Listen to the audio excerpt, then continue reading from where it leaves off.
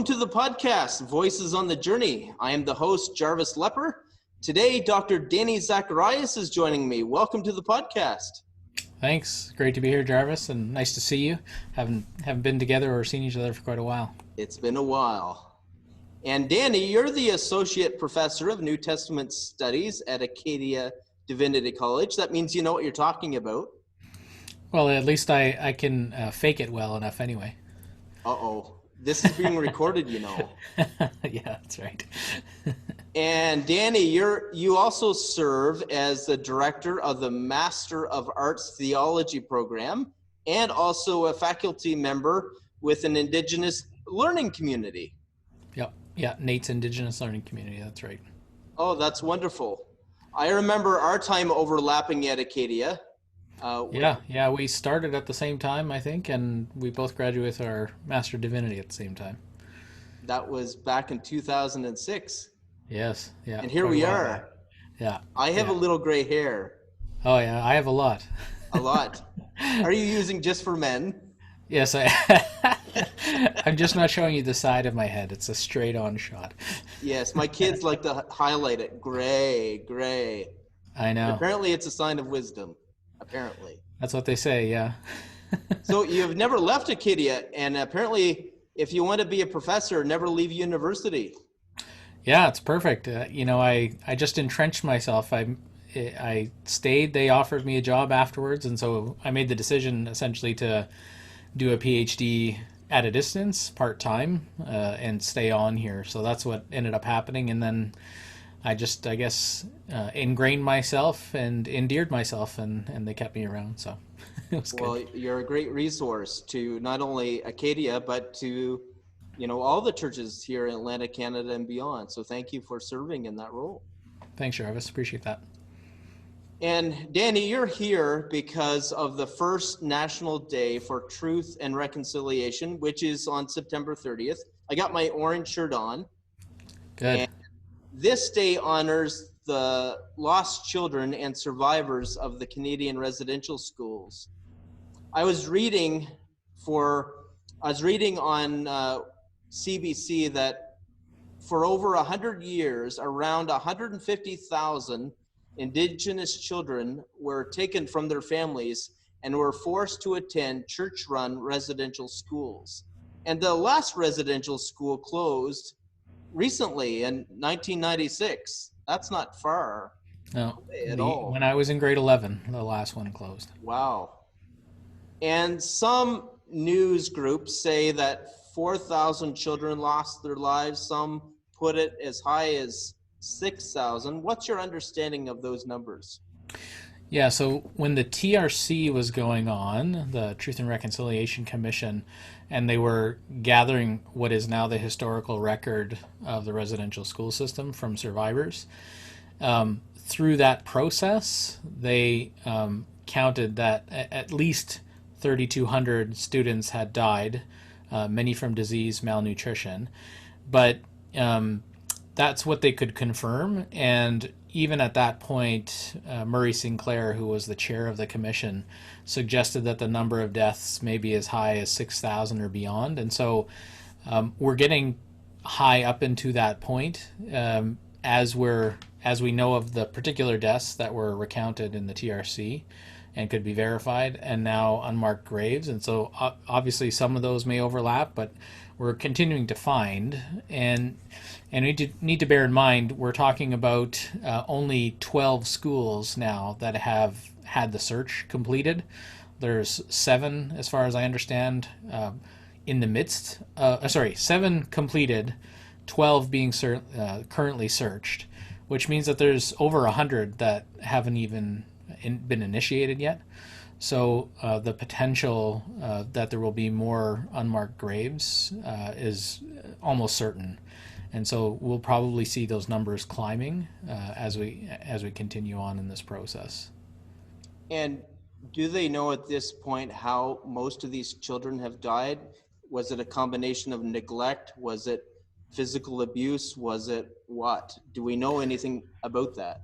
Yeah, I mean, the TRC indicated that most would have died from disease, and so that was known fairly early on, not only in the TRC, but known by the government, that there was malnutrition, and especially tuberculosis was a huge killer in those areas. And so, these were spaces that fostered unhealthy circumstances and unhealthy buildings. And again, the government knew this, and we can talk more about that a little bit later. So I would say the vast majority in terms of deaths were from disease and malnutrition, as far as we can tell. And of course, that's just that particular evil of that time. You have all of the cultural genocide and the destruction of people's identities and things like that, as well as all of the abuses, which perpetuates into intergenerational trauma. Danny, you wrote some powerful words months ago about the children, and I'm going to share these words right now. You said, they were taught about Jesus feeding the 5,000. Then they were fed rotting food and oatmeal mixed with sawdust.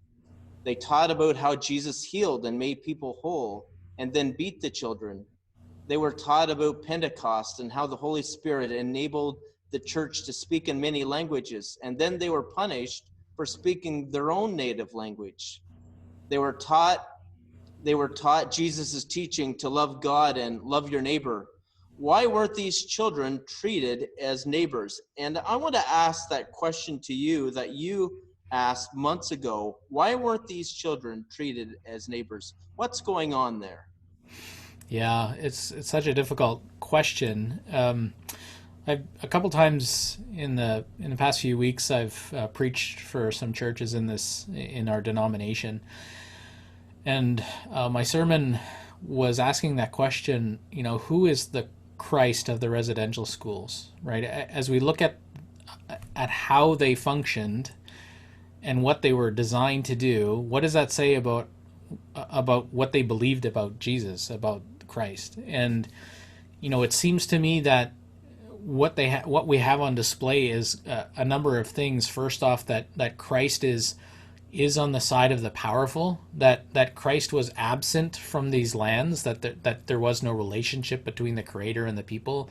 And that's how the doctrine of discovery, which is at the root of so much of these things, the idea that any place where there's no Christian presence can just be claimed on behalf of Christian nations.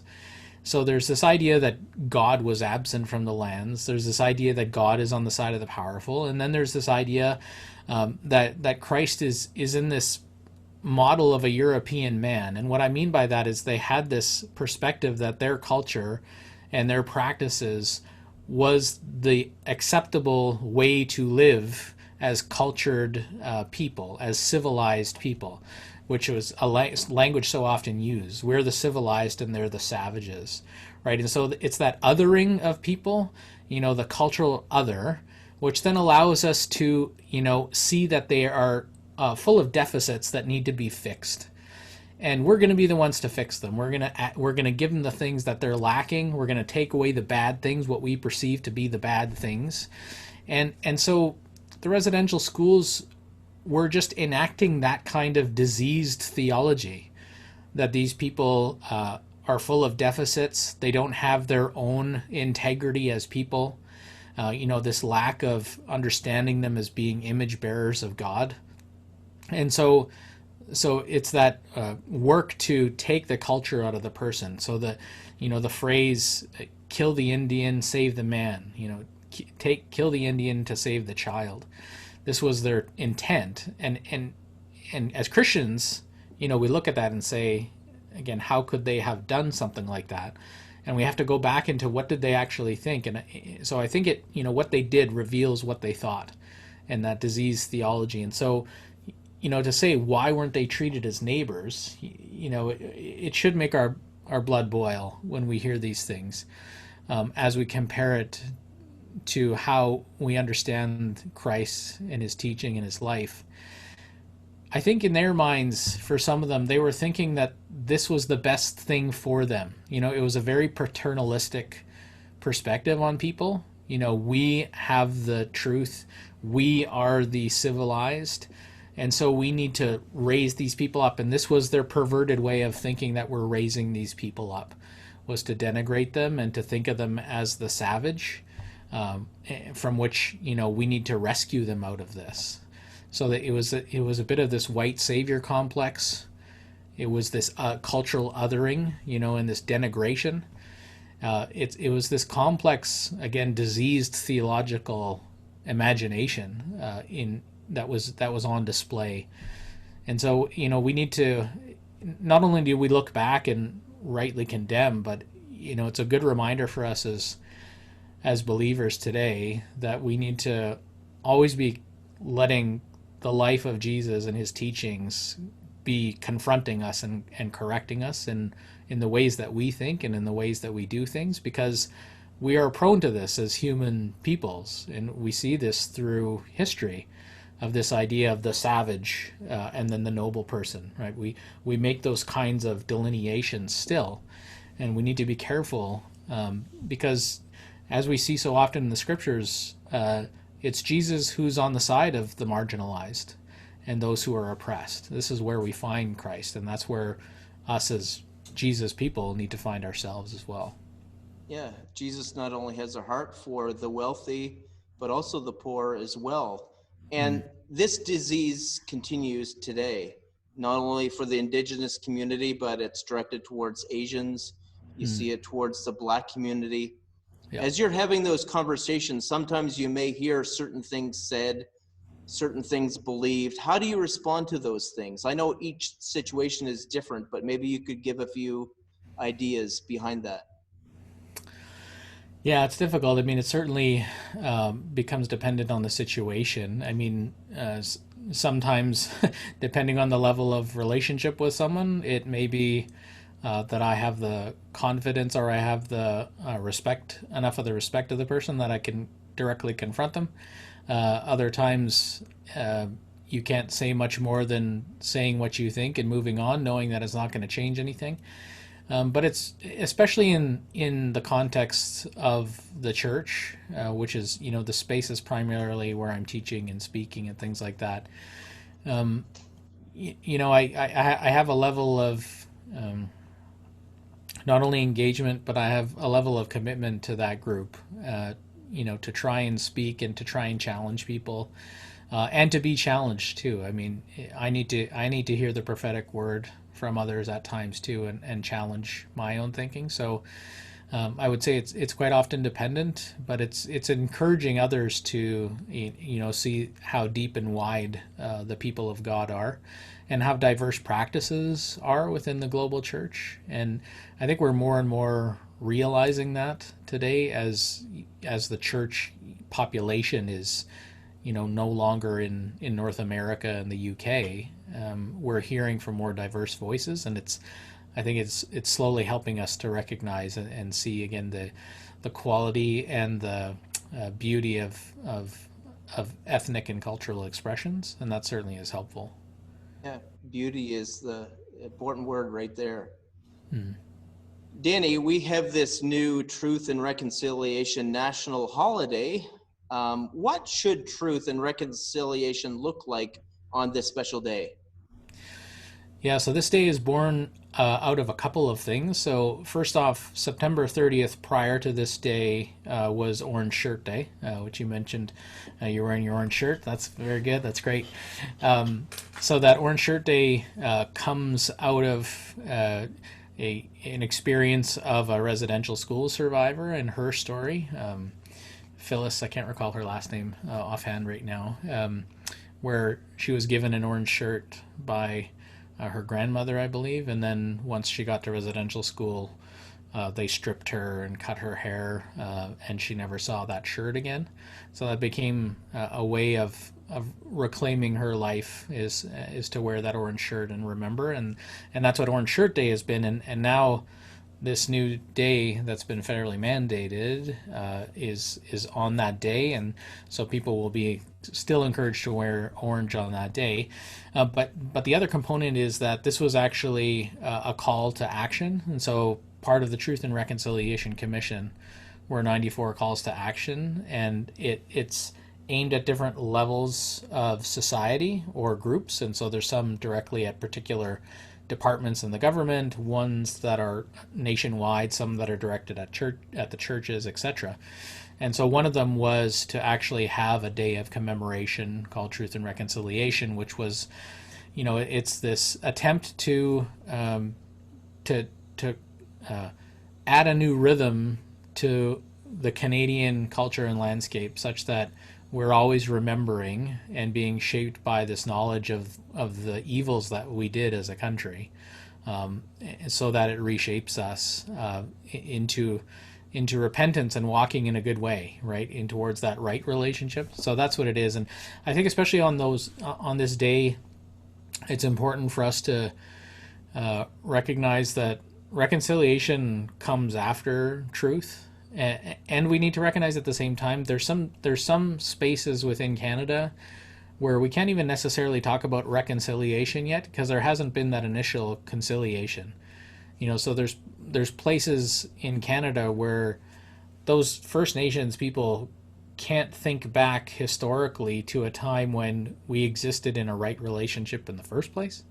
There are some spaces like that, but there are some spaces that are not. And so a lot of it is about hearing truth and hearing and letting the truth confront you, such that you walk in a better way in that reconciliation journey.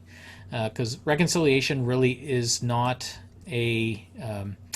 it's not a linear process where I get to the end and I check it off.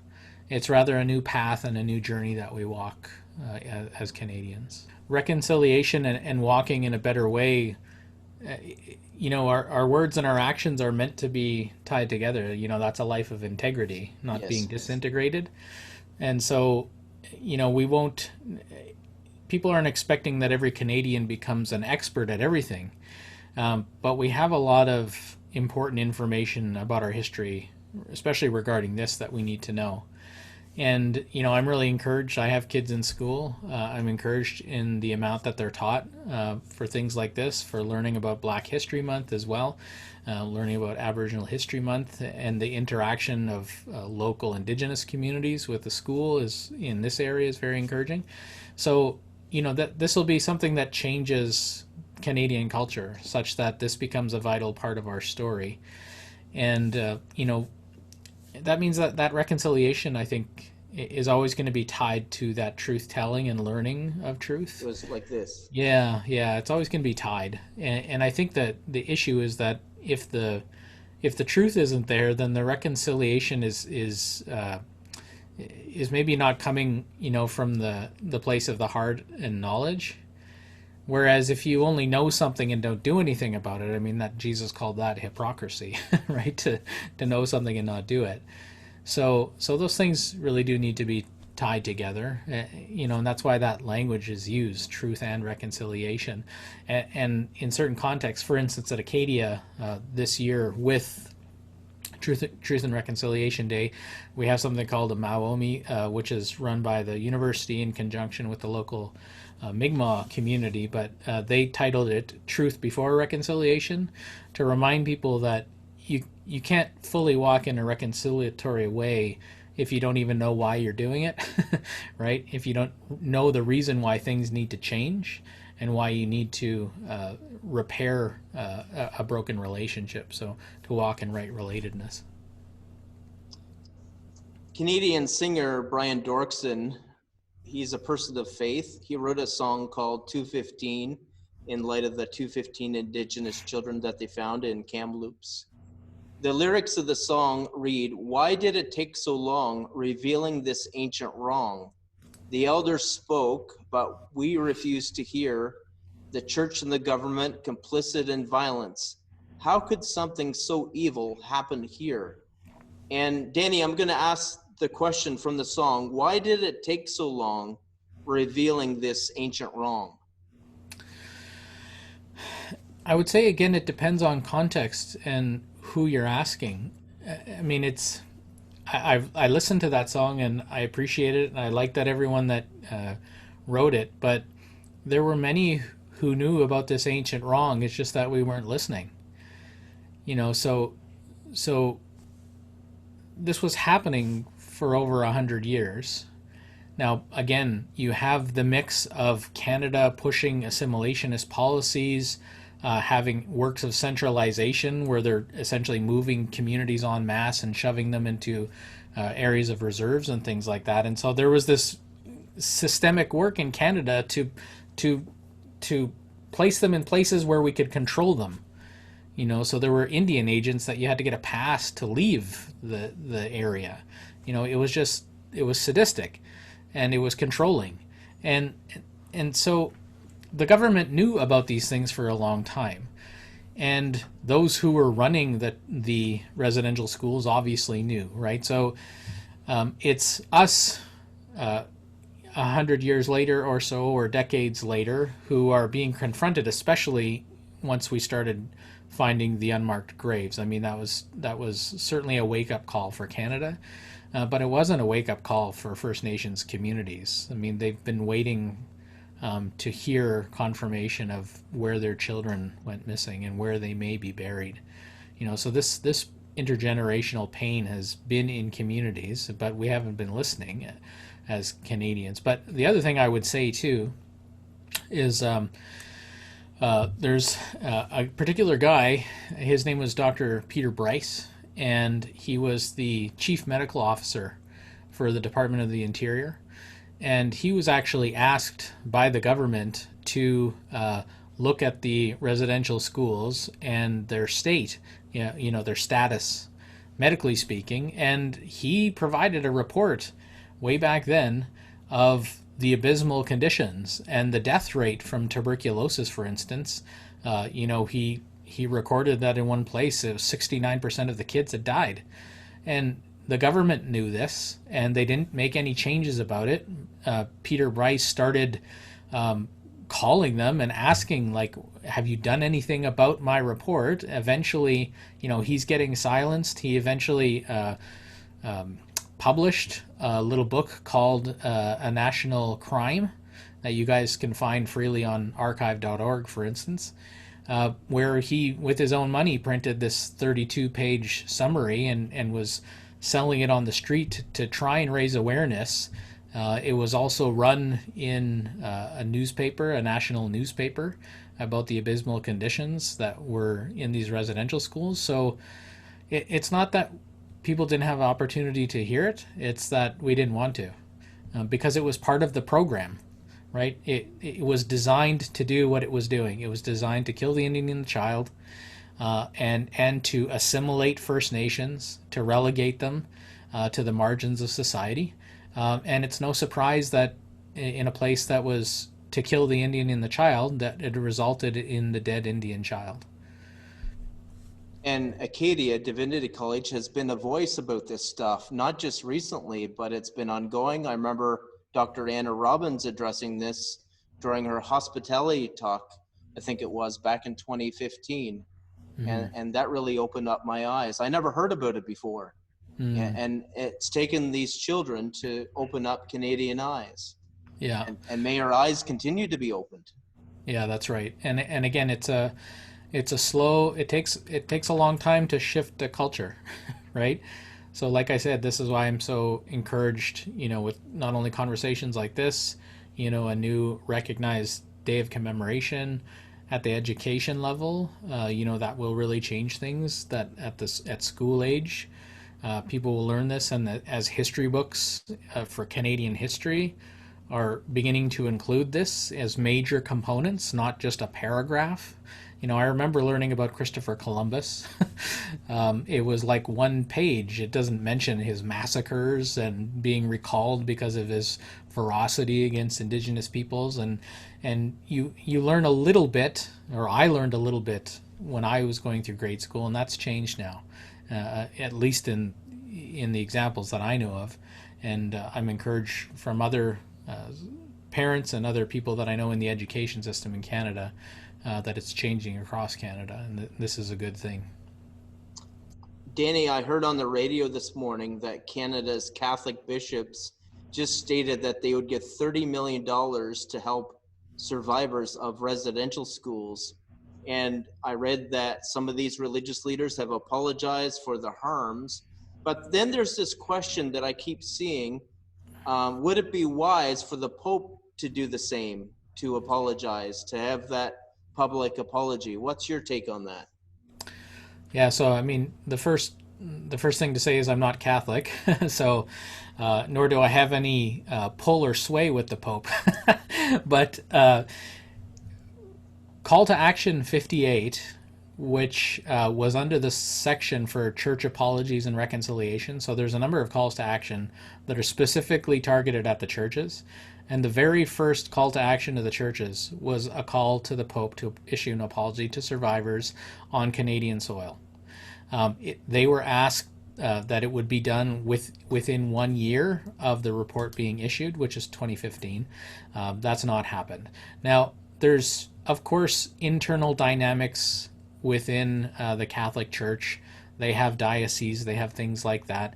But when you're dealing with such profound trauma and pain from communities and this hard work to reclaim identity and restore communities and language and things like that, and the fact that there are still many Indigenous people who would identify as Catholic, this call to the Pope to apologize, and not everyone else to apologize, by the way. Like, this was a direct request that the Pope issue an apology on behalf of the Catholic Church. And that hasn't happened. And it's good that the Catholic bishops have, and that's been received, but it's been received, I would say, with some skepticism at the same time, right? Because there has been apologies before. There's also been promise for money before, and that didn't get fully fulfilled by the Catholic Church.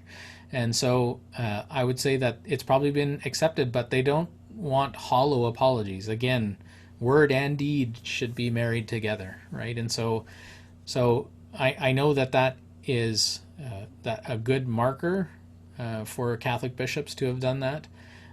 But again, I go back to that call to action. The community who went through the trauma and have done the hard work to heal and restore their communities have identified this as being something that will help in the healing and restoration.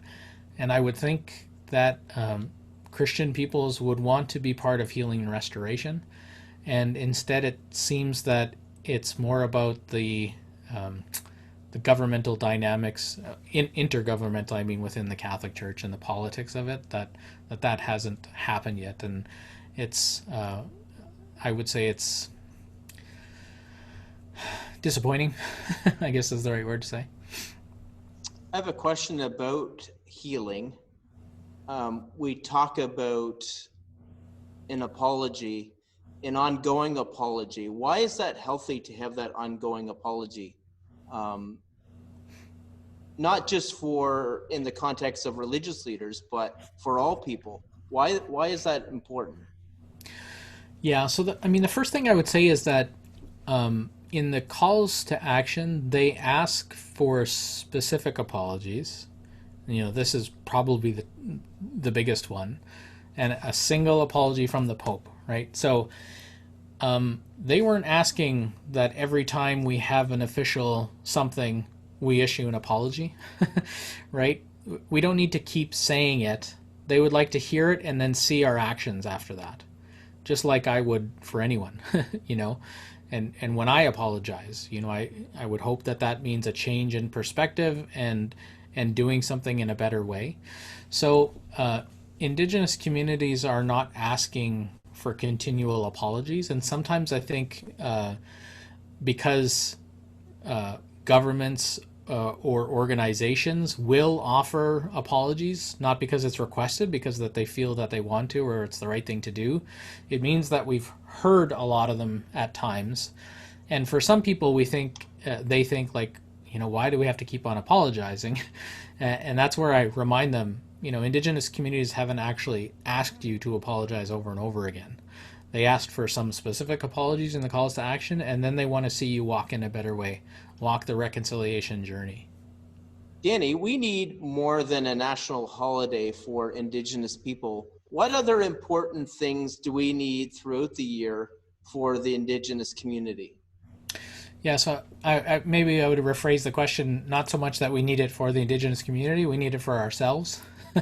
And so, it's that work of education. Now we have Indigenous People's History Month as well. So in education spaces, this is good opportunities in the same way that Black History Month provides good opportunity for that ongoing education.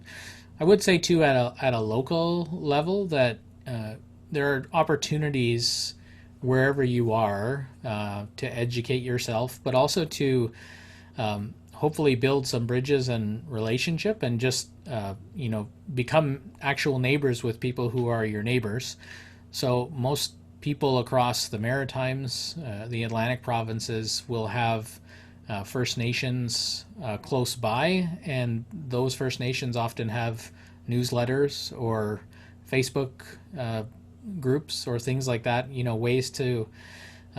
Ways to learn from and hear from their concerns that may be ongoing, and be able at times to maybe connect if they're doing community events.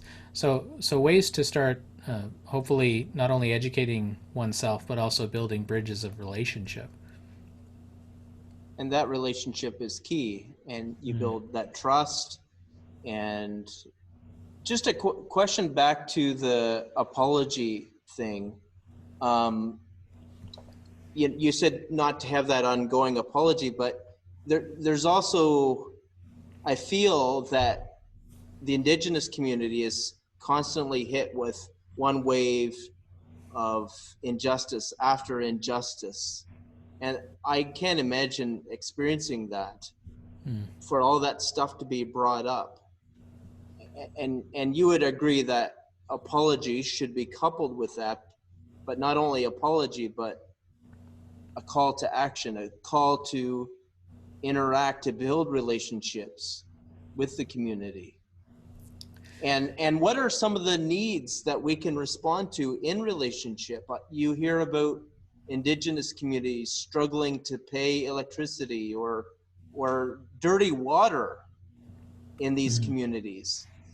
I think there's so much that the church could be doing. What are some of those things? Yeah, I mean, there's no lack of spaces where we can join our voices. So Indigenous communities are strong and resilient, and they have assets of their own, and they have resources. And the problem so often is that those resources have been hampered, or they've been blocked from, or they're denigrated, or whatever it might be. So we have as much to learn from them, and perhaps in this stage in our journey, we need to be the learners more than the givers. And sometimes we have because we follow a missionary God, as it were. Sometimes we feel like, what can I do? And in these cases, I think it's more, how do I need to listen, right? How do I need to respond to what I'm already hearing?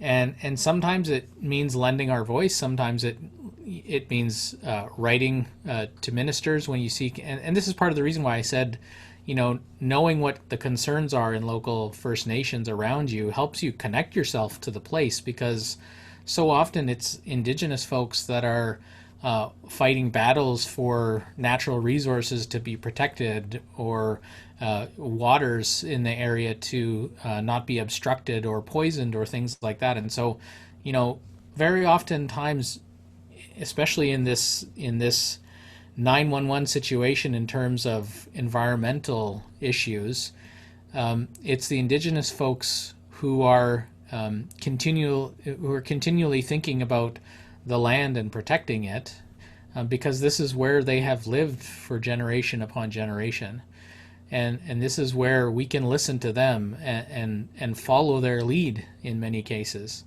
So again, that's why I encourage us to really listen. Now, you're right, of course, there are those things that are still, it's crazy to think that you still have boil water advisories or no fresh water. And thankfully we're seeing progress throughout Canada on that. It's still a matter of advocacy and pushing at the political level. Indigenous people don't have the luxury, like some other folks do, of not being political, because much of their life is often controlled by political situations on reserve and things like that. So, they don't have the luxury to be apolitical, like oftentimes Christians, just want to say, yeah, it doesn't matter, right? They don't have that luxury, and so we need to sometimes be lifting our voices and be talking to our MPs, and letting them know that we have ongoing concern and that we're listening to local communities who have struggles that they're trying to advocate for. So there's a variety of ways to try and work to be an ally to First Nations people. Now, you don't necessarily walk around and say I'm an ally. It's more doing the work of being an ally. Absolutely. Let's be friends. Mm-hmm. And let's be a listening ear. Let's be a voice. So many good things. Danny, you're a follower of Jesus. What does it mean for you to be an Indigenous follower of Jesus? Does it mean that you have to reject certain things, embrace certain things? What does that look like? Yeah, that's a big question that we could probably go a lot of different directions. So I grew up in a pretty typical Christian family. My mom is not a follower of Jesus, but the rest of my wider family on my maternal side are.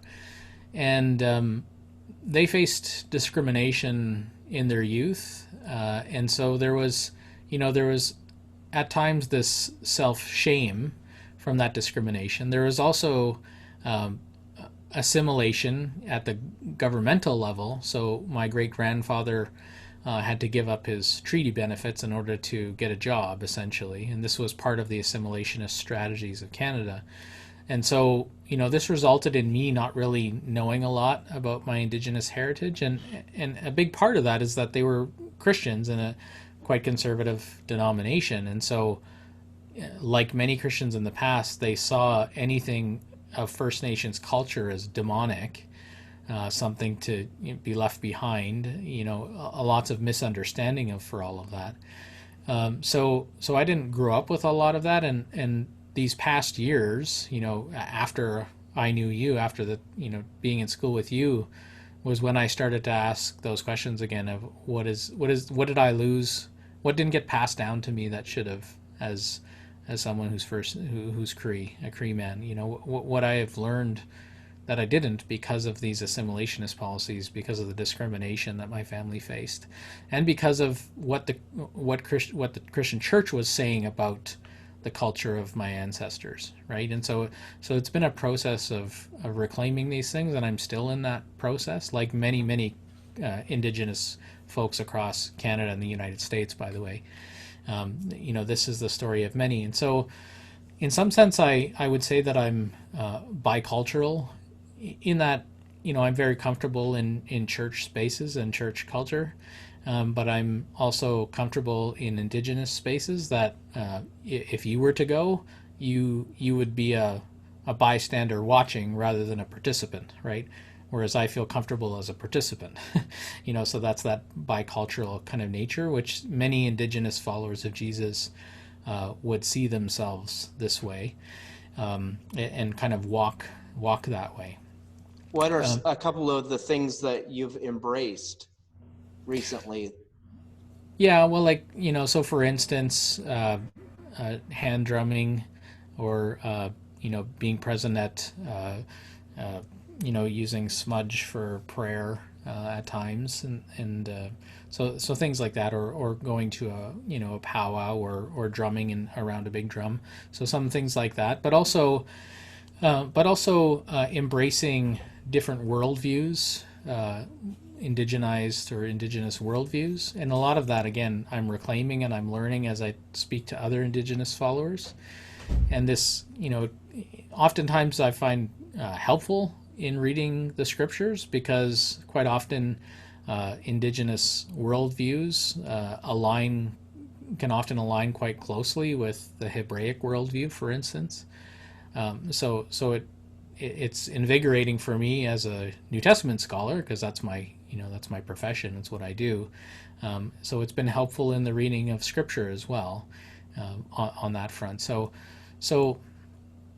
I guess another part of it is recognizing and reconciling those pasts of how church thought about certain people and certain things, and trying to correct that and help people see the beauty of Indigenous spiritualities, because it's not all one thing. Some of it aligns very closely with how we can practice Christianity, and these things can be brought together. Are there And some certainly, unhealthy aspects to it, unhealthy spirituality that you would not embrace? yeah, I would say so, but no more so than anyone else. Let me say it that way. There's some unhealthy things within common Canadian and American Christianity that I don't know why we embrace, but we do. But the thing is, so often when that's your culture, you're blind to some of those things. Yes. And Indigenous folks, it's kind of always before you, because the kind of question you're asking is the kind of question we often get asked, right? So yes, but I would say that will differ from person to person and community to community, because First Nations cultural practices and spiritual practices are not the same across Canada and the United States. There's differing ways of thinking about things. So for instance, in just to give a simple example, in some First Nations belief systems or spiritualities, the Creator would be seen more as almost like a living force. But I believe that Jesus is the fullest expression of Creator, and so I see God as personal, or tri-personal. So there's aspects there where I would say I differ a little bit from other First Nations folks, but again, that's not uniform across all of this continent. So it will depend on each person. Okay, thank you. Where can Indigenous people turn for help if they have journeyed through these residential schools? I mean, it could be regards to mental health. What advice could you give with regards to that?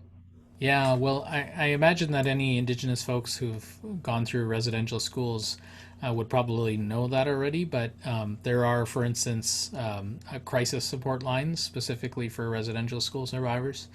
You can see the Indian Residential School Survivors Society, so irSSS.ca, is a place where they work to bring healing, and there's crisis lines. And quite often you'll see, especially I'd say in the CBC is where I notice it, but even the CTV websites, if they have news about residential school, not only will they say, like, be aware that this has some distressing details, but they'll often end the piece with phone numbers that can be called if you're experiencing distress, or if it's bringing up that previous trauma as a residential school survivor, or and I shouldn't just say residential school survivor, because again, we're dealing with intergenerational trauma, and that lasts multiple generations, right? And it's been documented in not just the Indigenous communities. We need to recognize that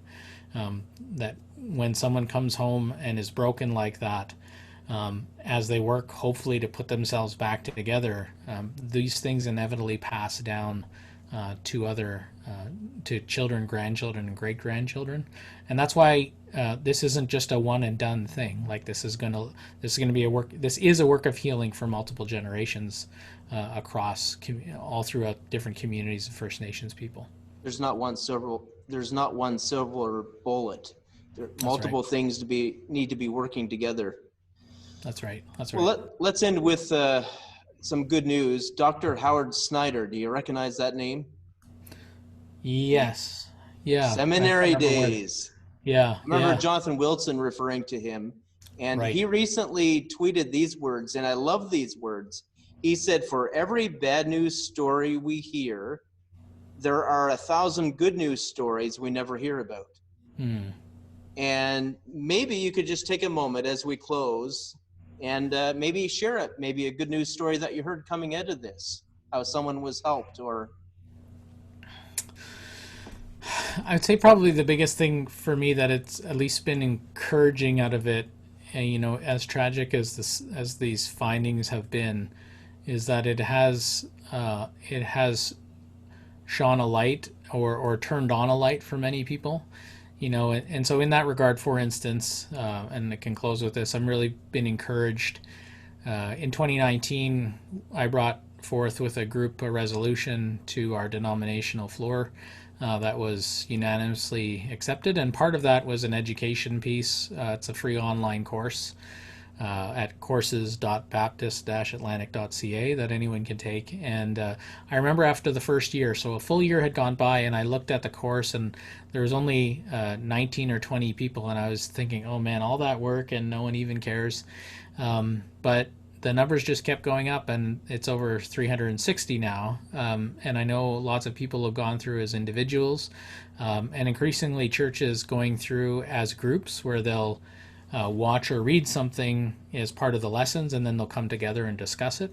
And this is not just in the Atlantic provinces, but across Canada. So that's a good news story for me, is that church people, my fellow Baptists, are taking that call to educate themselves more seriously than they have before on these issues. So that's encouraging.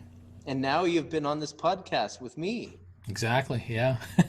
Well, Danny, justice is making everything right. Justice is about restoring all of creation. And Danny, thank you for working to make things right.